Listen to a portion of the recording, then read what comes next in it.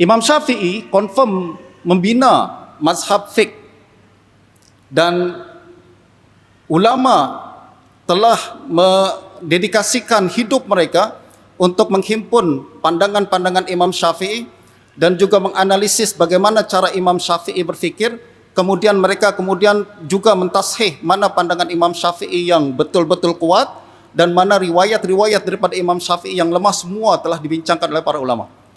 Akan tapi dalam akidah, Imam Syafi'i tak membuat perkara itu. Kenapa? Sebab beliau tidak berniat untuk membangun mazhab akidah tersendiri.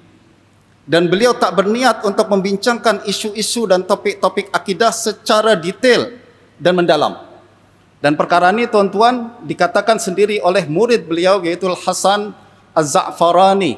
Dan ini diambil daripada kitab Hilyatul Awliya. Dengan sanadnya hingga ke Hasan Az-Za'farani, beliau mengatakan, wa min kutubis Syafi'i ahadisun fir ru'yah wa adzabil qabr.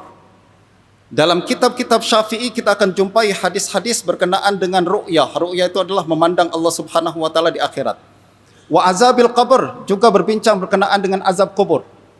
Lam yakuni Syafi'i yatakallamu fi syai'in min hadza. Tapi Imam Syafi'i tak nak elaborate berkenaan perkara tersebut.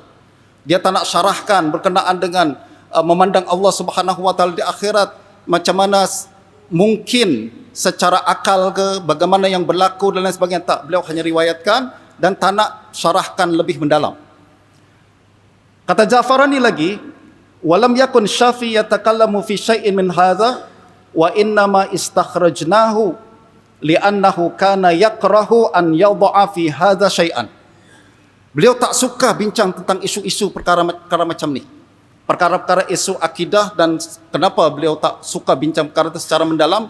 Sebab pada masa itu, tuan-tuan, kalangan yang terkenal memfokuskan pandangan mereka, dan kalangan yang terkenal menghabiskan masa mereka untuk bincang tentang topik-topik ini adalah Jahmiyah, Mu'tazilah dan lain sebagainya. Imam Syafi'i tak nak menjadikan diri beliau masuk dalam kalangan tersebut. Jadi sejak awal lagi saya tak nak disebut sebagai ahli kalam.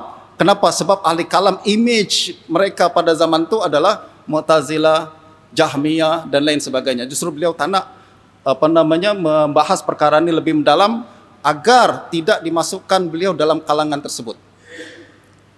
Nah, kata Za'farani lagi, wasu'ila an yadha'a fil irja'i kitaban fa'aba.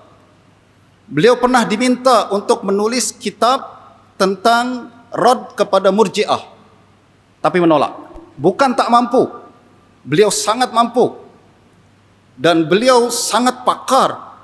Nah, kembali kepada Imam Syafi'i, wasu'ila an yadha'a fil irja'i kitaban fa'aba. Beliau diminta untuk menulis kitab tentang Murji'ah, tapi beliau tolak. Tak nak, saya tak nak. Sekali lagi, kenapa beliau menolak? Bukan karena beliau tak mampu, mampu sangat. Bukan karena beliau tak layak, layak sangat. Tapi beliau tak nak tampilkan image beliau sebagai orang yang takhasus dalam ilmu kalam. Kenapa? Image kalam pada masa itu adalah aliran-aliran yang menyimpang daripada Ahlus Sunnah wal Jamaah.